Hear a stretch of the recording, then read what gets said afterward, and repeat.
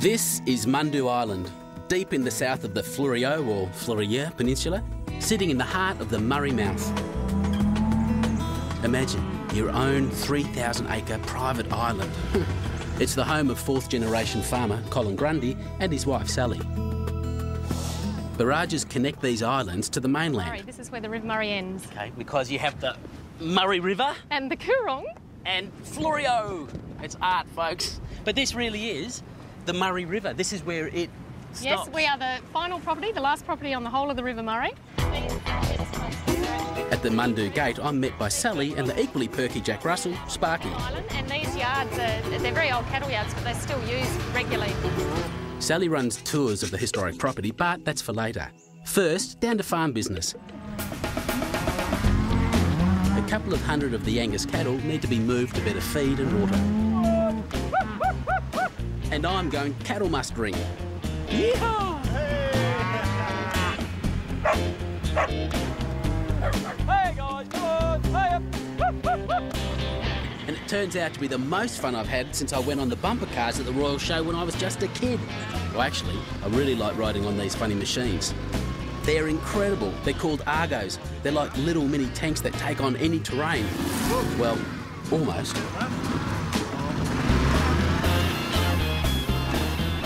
When you fall on your head. You alright? Yeah, good. Made it. It's insane, this machine. You can go anywhere on it. Pretty well, yeah. It floats. But when you get bogged, you get horribly bogged like we did over you there. know, it was good. We got it out eventually. Hey boys, come on! At Mundoo, they only run Angus cattle. That's because the Japanese prefer buying this high marbling beef. I was at a restaurant the other day and they had I think it was a 400-gram cut of something. Yeah. $162. I'd love to get that.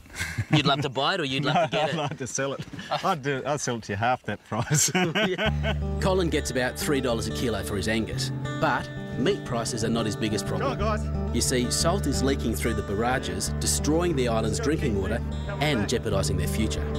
Well, the way it's going with the water, you can't truck water into this country. You can on the high ground. Not unless you've got a couple of these. Well, they'll drink 50 to 60 litres a day each cow. Really, in 2 years' time, whether we can survive it or not, I don't know. Colin's determined his son, the whip-cracking Jack, will have his chance to run Mundoo. But I just feel like, I don't own the place. I just try and do the best I can and then pass it on to the next generation. So you're the caretaker? Yeah, well, you can't rape and pillage because it comes back and bites you.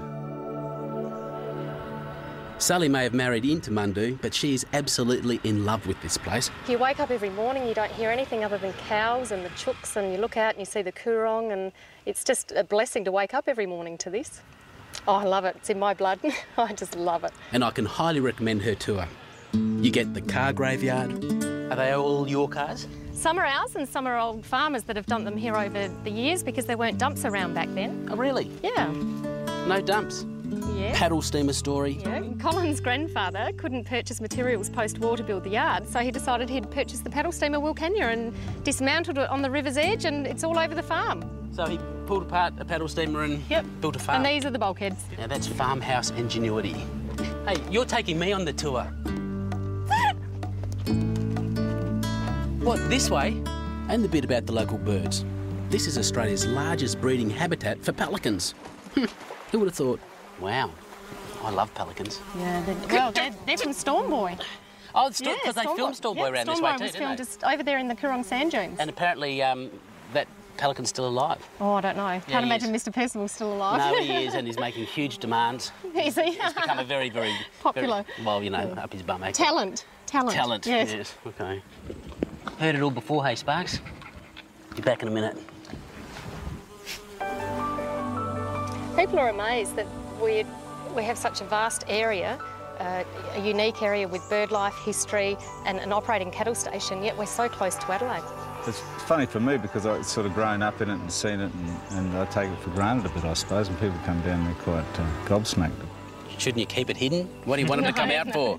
Well, we're very lucky to be here and it's nice to share it with people when they come, and we have a lot of international tourists and they just love it. So it's very nice to share it with people. And it all ends with what else butter barbecue, some of Colin's finest Angus, and some Coorong mullet. Oh, by the way, if you want to know how to get that cross pattern on your meat, you need to turn it over 4 times and changing the directions. And, well, look, just try it. You'll work it out. That's how Sparky likes it anyway. Don't tell anyone. Go on. Good boy. The steak is sensational. Steak is... Oh. The rump, fantastic. The Scotch fillet I just had a bit of, heavenly. T-bone, I'm going to eat in a minute. Cheers. Ballastone wine, Cooper's beer, beautiful. Life doesn't get better. Thank you very much for having me. Do that, Sparky.